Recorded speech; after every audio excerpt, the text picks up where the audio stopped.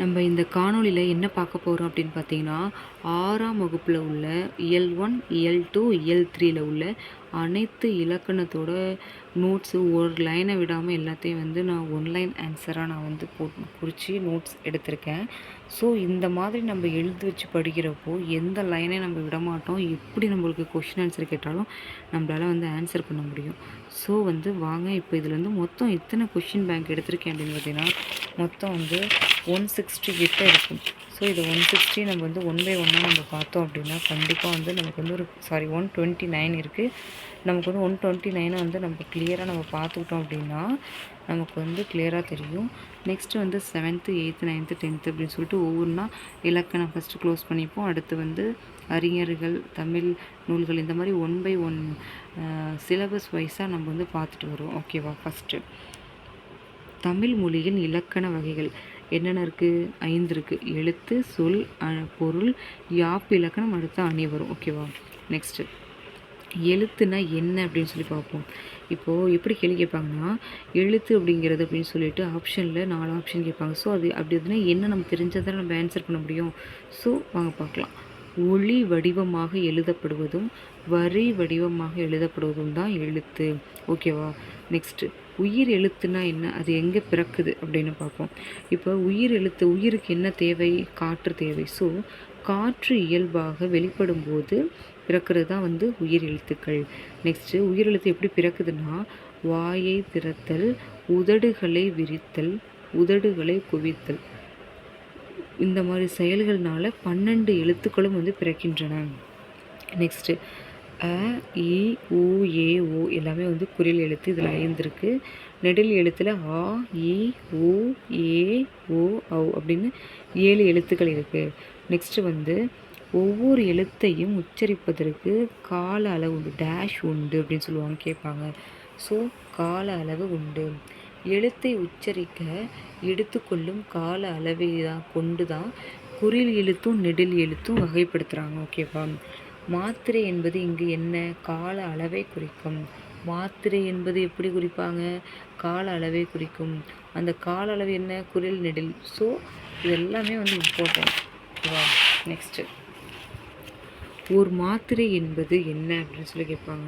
ஒரு மாத்திரைனா ஒரு முறை கண் இமைக்க அல்லது ஒரு முறை கை நொடிக்கவோ ஆகும் அளவு தான் வந்து கால அளவாகும். குறில் எழுத்தோட கால அளவு 1, நெடில் எழுத்துக்கு 2. மெய்யின என்ன? உடம்பு.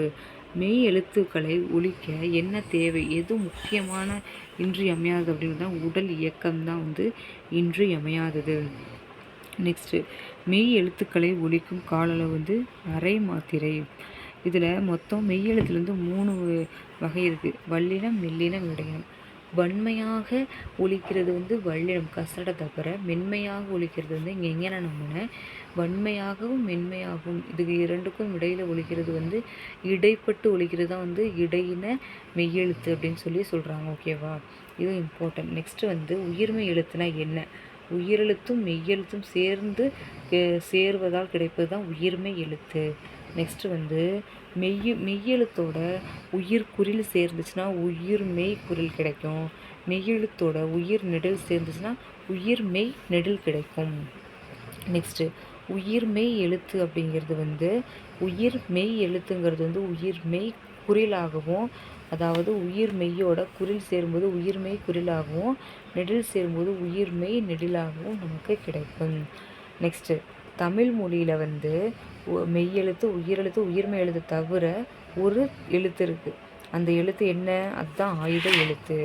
நெக்ஸ்ட்டு ஆயுத எழுத்தை வந்து ஒலிக்க ஆகும் கால அளவு வந்து அரை மாத்திரை. எழுத்து வந்து எத்தனை வகை உண்டுன்னா 2 வகைப்படும். ஒன்று முதல் எழுத்து, இன்னொன்று வந்து சார்பு எழுத்து. இப்போ முதல் எழுத்துனா என்ன அப்படின்னு பார்த்தீங்கன்னா, உயிரெழுத்து 12ம் மெய்யெழுத்து 18ம் சேர்ந்து கிடைப்பது தான் வந்து நமக்கு வந்து முதல் எழுத்து. ஆகிய 30ம் சேர்ந்து கிடைப்பது தான் முதல் எழுத்து. நெக்ஸ்ட்டு வந்து பிற எழுத்துக்கள் தோன்றுவதற்கும் இயங்குவதற்கும் காரணமாக இருப்பது என்ன அப்படின்னு கேட்பாங்க. அதுதான் வந்து முதல் எழுத்து. நெக்ஸ்ட்டு உயிர் மெய் எழுத்தில் வந்து ஒலி வடிவம் எப்படி இருக்கும் அப்படின்னா, மெய்யும் உயிரும் சேர்ந்ததாக இருக்கும் உயிர்மெய் எழுத்தில் ஒலி வடிவம்.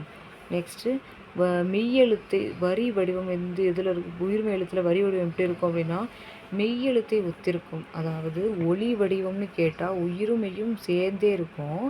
மெய்யெழுத்தில் வந்து வரி வடிவம் வந்து மெய் எழுத்தை மட்டும் ஒத்திருக்கும்.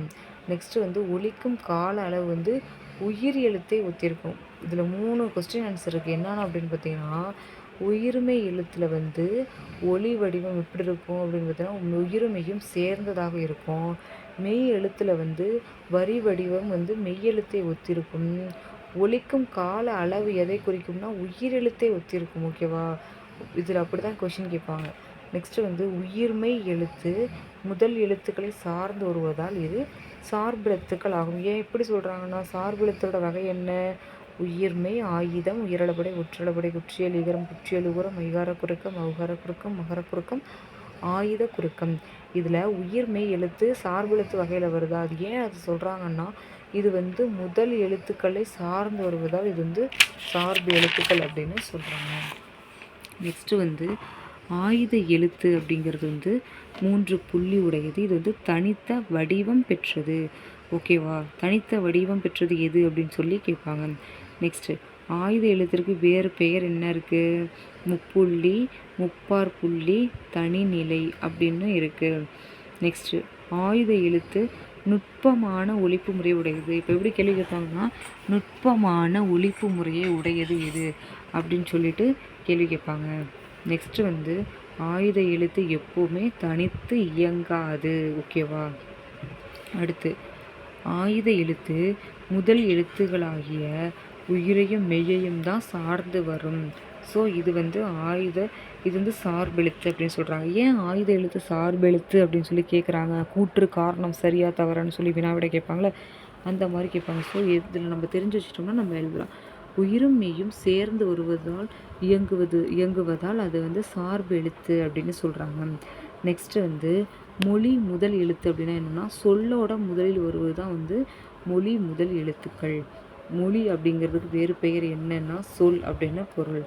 இப்போ உயிரெழுத்து 12ம் சொல்லின் முதலில் வரும். இப்போ எப்படி கேள்வி கேட்பாங்கன்னா சொல்லின் முதலில் வரும் எழுத்து என்னன்னு அப்படின்னு சொல்லி ஆப்ஷன் கொடுத்துருவாங்க. உயிரெழுத்தா, மெய்யெழுத்தா, உயிர்மெய் எழுத்தா, ஆயுத எழுத்தா அப்படின்னு சொல்லிட்டு.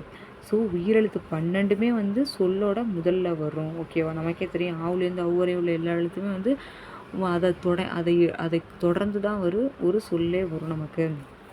நெக்ஸ்ட்டு வந்து சொல்லின் முதலில் வரும் உயிர்மெய் எழுத்து. ஃபஸ்ட்டு உயிரெழுத்து 12மே வரும்னு சொல்லியாச்சு. நெக்ஸ்ட்டு வந்து என்ன இருக்குது? உயிர்மெய் எழுத்து இருக்குது. அந்த உயிர்மெய் எழுத்தில் என்னென்ன வரும் அப்படின்னு பார்த்தீங்கன்னா கச, தப, நம ஆகிய வரிசையில் உள்ள எல்லா எழுத்துமே வந்து சொல்லோட முதலில் வரும். இதெல்லாமே வந்து கண்டிஷன்ஸ் இதெல்லாம் நம்ம தெரிஞ்சு வச்சுக்கணும். ஓகேவா? நெக்ஸ்ட்டு வந்து அந்த உயிர்மெய் எழுத்தில் வந்து சில எழுத்துக்கள் வரும். சில எழுத்துக்கள் தான் வரும். இப்போ கச, தப, நமங்கிற எல்லா வரிசையும் வந்துடும். ஆனால் அடுத்தது ஞ, எவ இருக்குல்ல இதில் வந்து இருக்கிற உயிர்மெய் எழுத்தில் வந்து ஒரு சில எழுத்துக்கள் வரும். என்னென்ன அப்படின்னு பார்த்தீங்கன்னா ஞ வரிசையில் ஞ மட்டும் வரும். ஓகேவா? ஞ வரிசையில் ஞ எழுத்து மட்டும் வரும். ஸோ எப்படி இதை கேள்வி கேட்பாங்கன்னா எத்தனை எழுத்து அப்படின்னு சொல்லி கேட்பாங்க. ஞவில் ஒரு எழுத்து.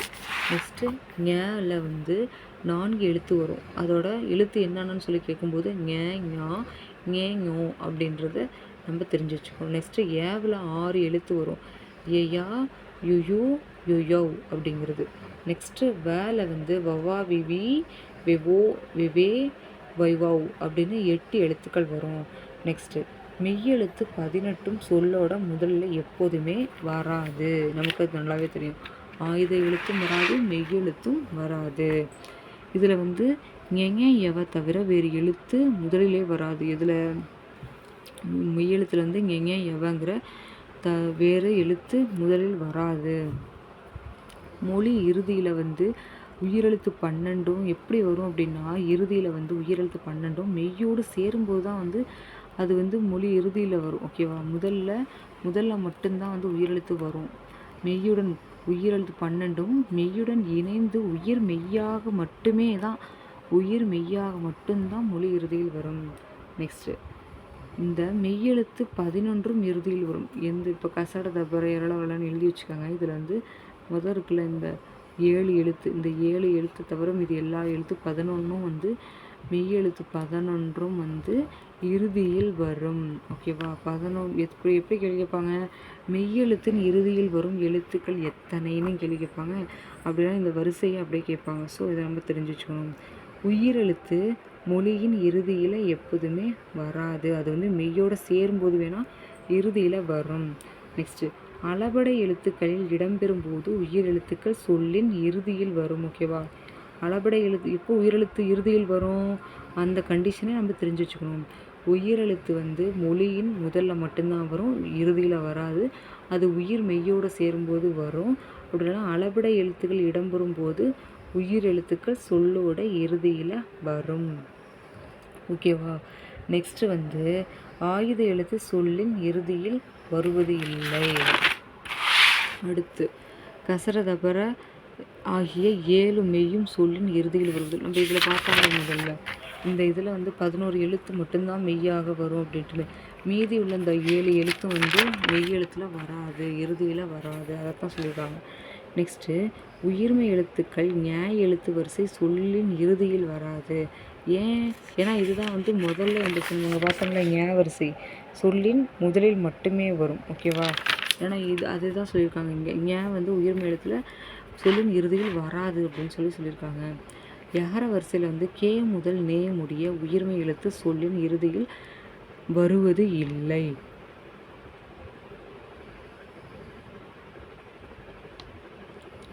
நெக்ஸ்ட் வந்து யகர வரிசையில் பார்த்தாச்சு. ஒகர வரிசையில் வந்து நோ தவிர, ஓகேவா, நோ தவிர மிக உயிர்மெய் எழுத்துக்கள் வந்து மொழி இறுதியில் வருவது இல்லை. இதை தவிர நோ அப்படிங்கிறது என்ன? ஓரெழுத்து ஒரு மொழி. நோவோட மீனிங் துன்பம். மெய் எழுத்து 18 சொல்லின் இடையில் வரும். ஸோ மெய்யெழுத்து வந்து மெயினாக வந்து இதில் வரும், இடையில மட்டும்தான் வரும். ஓகேவா? உயிர்மெய் எழுத்து சொல்லின் இடையில் வரும். மெய்யெழுத்தும் இடையில் வரும். மெய்யெழுத்து வந்து உயிரோட சேரும்போது எதில் வந்து சொன்னோம்? நம்ம சொல்லின் இடையில் வரும். ஃபஸ்ட்டு நம்ம கண்டிஷன் பார்த்தாச்சு. நெக்ஸ்ட்டு ஆயுத எழுத்து வந்து சொல்லின் இடையில் மட்டுமே வரும். ஓகேவா? ஆயுத எழுத்து இதில் வரும், இடையில் மட்டும்தான் வரும். உயிர் எழுத்துக்கள் அளபடையில் மட்டுமே சொல்லின் இடையில் வரும். உயிர் எழுத்துக்கள் வந்து அளபடை எழுத்துக்களில் சொல்லின் இடையில் வரும். நெக்ஸ்ட்டு 1928 பிப்ரவரி 28 வந்து ராமன் விளைவு என்னும் ராமன் விளைவை கண்டுபிடித்தார். இந்தியாவிற்கு அறிவியலுக்கான முதல் நோபல் பரிசை பெற்று தந்ததும் இதுதான். பிப்ரவரி 28ஆம் நாளில் தேசிய அறிவியல் நாள்னு சொல்கிறாங்க. ராமன் விளைவை கண்டறிந்தவர் sir C V Raman. Next இணை எழுத்துக்கள்னால் என்னென்னு பார்ப்போம். இணை எழுத்து அப்படிங்கிறது வந்து ஒலிக்கும் முயற்சியும் பிறக்கும் இடம் ஆகியவற்றில் ஒற்றுமை உண்டு. அந்த ஒற்றுமை தான் வந்து இணை எழுத்து அப்படின்னு சொல்லுவாங்க. இப்போ இணை எழுத்துனா என்னென்னா வல்லினமும் மெல்லினம் சேர்ந்து வருவது தான் இணை எழுத்து. சொற்களில் மெல்லினம் மெய்யை எழுத்தை அடுத்து பெரும்பாலும் அதன் இனமாகிய வல்லின எழுத்து வரும். இப்போ கசடத்தப்புற இரளவலன்னு எழுதிருக்காங்க. கக்கு இனமாக இருக்க ஞா வரும், சேக்கு இனமான இது மாதிரி வந்து இதோட இனமான எழுத்து வர்றது தான் வந்து இணை எழுத்துக்கள்னு சொல்கிறாங்க. நெக்ஸ்ட் வந்து உயிர் எழுத்துக்களிலும் இணை எழுத்துக்கள் உண்டு. நம்ம கண்டிஷன் என்ன பார்த்தோம்? உயிரெழுத்து வந்து சொல்லின் முதலில் வரும். உயிரெழுத்து வந்து மெய்யெழுத்தோடு சேரும் பொழுது சொல்லின் இறுதியில் வரும். உயிரெழுத்து வந்து அளபடையில் வரும்போது சொல்லின் இடையில் வரும் அப்படின்னு சொல்லி பார்த்தோம். அதே மாதிரி உயிரெழுத்துக்கள் வந்து உயிரெழுத்துக்களிலும் இணை எழுத்துக்கள் உண்டு அப்படின்னு சொல்லி பார்த்தாச்சு. நெக்ஸ்ட்டு வந்து இப்போ உயிர் எழுத்துக்கள் இருக்குல்ல, உயிரெழுத்து அதுக்கு வந்து எது வந்து குறில் வரும்போது நெடில் வரும்போது குறிலும் வந்து இணை எழுத்தாக வரும். நெக்ஸ்ட்டு ஐ எனும் எழுத்துக்கு ஈ வந்து இணை எழுத்தாகும். இதை கேள்வி. ஐயோட இணை எழுத்து என்னன்னு சொல்லி கேட்பாங்க, அவ்வோட இணை எழுத்து என்னன்னு சொல்லி கேட்பாங்க. ஸோ ஐயின்னா ஈ, அவுன்னா ஓ. ஓகேவா? நெக்ஸ்ட்டு சொல்லில் உயிர் எழுத்துக்கள் சேர்ந்து எப்போவுமே வருவது. ஒரு சொல்ல வந்து உயிரெழுத்து சேர்ந்து வருவது இல்லை இதில் இணை எழுத்துக்களில். நெக்ஸ்ட்டு வந்து அளபடையில் மட்டும் நெடிலை தொடர்ந்து அதன் இனமாகிய குறில் எழுத்து சேர்ந்து வரும். ஓதல், தூவும், தழுகி அப்படிங்கிறது. தமிழ் எழுத்துக்கள் ஆயுத எழுத்துக்கு மட்டுமே இணை எழுத்து இல்லை. தமிழ் எழுத்துக்களில் ஆயுத எழுத்துக்கு இணை எழுத்தே கிடையாது. ஓகேவா? அதையும் கேள்வி கேட்பாங்க. தமிழில் எந்த எழுத்துக்கு இணை எழுத்து இல்லை அப்படின்னு சொல்லி கேள்வி கேட்பாங்க. நெக்ஸ்ட்டு மயங்கொலி எழுத்துனான்னு பார்ப்போம். உச்சரிப்பால் சிறிதளவு மட்டுமே வேறுபாடு உள்ள ஒலிகளை வந்து மயங்கொலி என்கிறோம். உச்சரிப்பால் சிறிதளவு வேறுபாடு உடையது மயங்கொலி அப்படிங்கிறோம். எப்படின்னா கசட தபர இங்கே நம்மனா இரளவலன்னு எழுதிக்காங்க.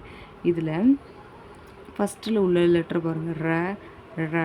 அடுத்து ந. இந்த இங்கே ஒரு இருக்குமே ந. இந்த 3மே வந்து நெக்ஸ்ட்டு ழ. இது 3மே வந்து தான் வந்து நமக்கு மயங்கொலி எழுத்து அப்படின்னு சொல்லி சொல்கிறாங்க. நெக்ஸ்ட்டு வந்து இந்த இது எல்லாமே இம்பார்ட்டன்ட். எப்படி கேட்பாங்கன்னா, ந வந்து பிறக்கும் இடம் எது அப்படின்னு சொல்லி கேட்பாங்க. ந பிறக்கும் இடம் எது அப்படின்னு சொல்லி கேட்பாங்க. ஸோ இது வந்து ஒன்லைனாக ரீட் பண்ணிக்கோங்க. இம்பார்ட்டன்ட் தான் இதுவும். ந அப்படிங்கிறது வந்து நம்ம உச்சரித்து பார்க்குறப்ப தெரியும். ந அப்படின்னா நாவின் நுனி மேல்வாய் அன்னத்தின் நடுப்பகுதியை தொடுவதால் நகரம் பிறக்கிறது. நீங்களே உச்சரித்து பார்த்தா உங்களுக்கே தெரியும். அன்னத்தின் நடுப்பகுதி, இது வந்து அன்னத்தின் நடுப்பகுதி, இது அன்னத்தின் முன்பகுதி. இந்த மாதிரி ஹிண்ட் வச்சுக்காங்க. 3 சொல்லி ந வந்து அன்னத்தின் நடுவில் வரும். 2 சொல்லி ந வந்து 2 சொல்லி ந 3 சொல்லி ந. நம்ம சொல்லும் போதே நம்மளுக்கே தெரிஞ்சு பாருங்களேன். 3 சொல்லி நன்னா இந்த மையப்பகுதியிலையும் அதாவது நடுப்பகுதியிலையும் 2 சொல்லி ந அப்படிங்கிறப்போ முன்பகுதியிலையும் ஆட்டோமேட்டிக்காக வந்துடும். நெக்ஸ்ட்டு இந்த ந வந்து பள்ளி நடிப்பு ந, நாய்க்குட்டி அப்படின்றது நன்றி அப்படின்னு சொல்லி பாருங்களேன்.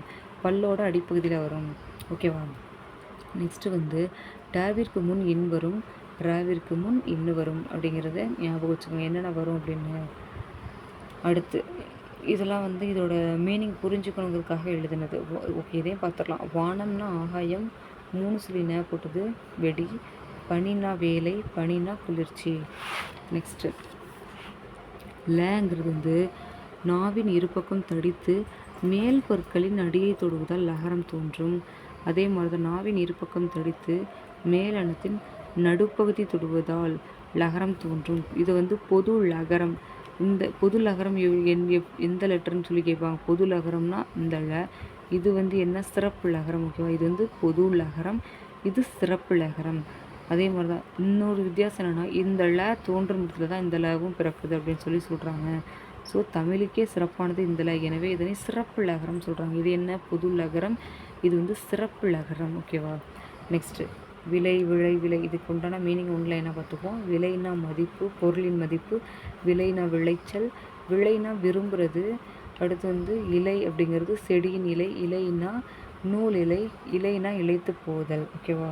நெக்ஸ்ட்டு எழுத்து வந்து ர. மேல் அன்னத்தின் முதல் பகுதியை தொட்டு வருதால் ரகரம் தோன்றும். இது வந்து வந்து எதில் வரும் அப்படின்னு பார்த்தீங்கன்னா, இங்கே பாருங்கள் தெரியும். வல்லினம், மெல்லினம், இடையினமா. இது வந்து இடையின எழுத்தாக வர்றதுனால இது வந்து எதை சொல்கிறாங்க, இடையன ரகரம்னு சொல்கிறாங்க. இந்த வந்து வல்லினத்தில் வர்றதுனால வல்லின ரகரம்னு சொல்கிறாங்க. நெக்ஸ்ட்டு ஏரினா என்ன, ஏரி, கூரை. இதெல்லாம் வந்து இதோட மீனிங்.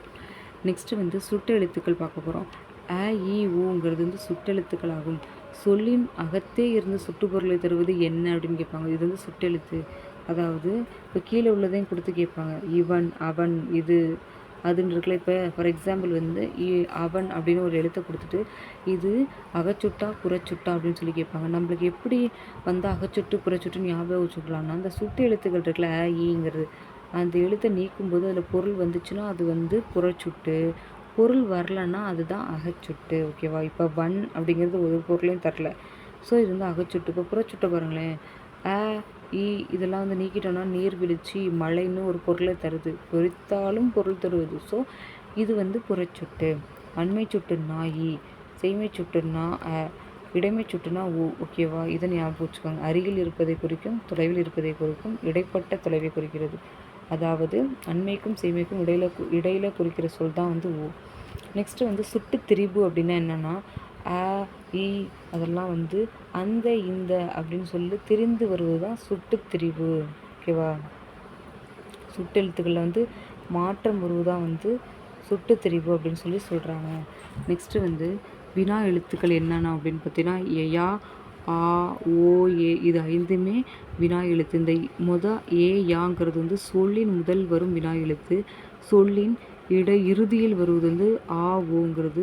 அப்படிங்கிறது வந்து இது வந்து முதலிலும் வரும், இறுதியிலும் வரும். அதுதான் வந்து அதாவது என்ன, இப்படி வரிசையாக எழுதிக்கிட்டால் நமக்கு ஞாபகம் இருக்கும்.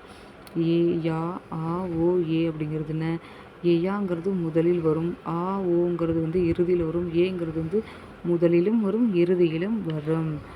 ஓகேவா? இதுக்கு எக்ஸாம்பிள் இருக்குது. ஸோ இதையும் பார்த்துக்கோங்க. நெக்ஸ்ட்டு அதே மாரி தான் இதுலேயும் வந்து வினா வந்து 2 இருக்குது. ஒண்ணு புறச்சுட்டு, அகச்சுட்டுன்னு இருக்கு. நம்ம அதில் பார்த்தோம்னா சுட்டெழுத்து அதே மீனிங் தான் இங்கேயும். பொருளை வந்து பிரித்து பார்த்தோம்னா பொருள் தந்துச்சுன்னா அது வந்து புறச்சுட்டு, பொருள் தரலைன்னா அது வந்து அகச்சுட்டு. இப்போ எது, யார், ஏன்னு இருக்கா. இதில் வந்து ஏ, யா, ஏ அப்படின்ற எழுத்தை நீக்கினா பொருள் தராது. அது வந்து அகச்சுட்டணும். இப்போ புறவினால் வந்து அவனோ வருவானோ அப்படின்னு புறச்சுட்டில் வந்து இப்போ நோ அப்படின்றக்கா இது எப்படி பிரிக்கலாம்? என் ப்ளஸ் ஓ, நோ. ஸோ இது வந்து நமக்கு வந்து என்னது ஓ அப்படிங்கிறது. ஓ அப்படின்னா மொழியின் இறுதியில் வரக்கூடிய எழுத்து. ஸோ இந்த மாதிரி கொடுத்துட்டு இது என்ன சுட்டுன்னு கேட்பாங்க, அப்படின்னா இது என்ன வினான்னு சொல்லி கேட்பாங்க. இடையில வருதா. இப்போ அவன் அப்படின்னு இந்த எழுத்தை நீக்கினோம்னா நமக்கு வந்து அவன் அப்படின்னு கிடைக்குதா. ஸோ இது வந்து புறவினா. நெக்ஸ்ட்டு சொல் வந்து 4 இருக்குது. பெயர், வினை, இடை, உரி அப்படின்னு சொல்லிட்டு 4 இருக்குது. ஸோ இந்த நெக்ஸ்ட்டு வந்து இந்த இதை நெக்ஸ்ட் வீடியோவில் பார்க்கலாம்.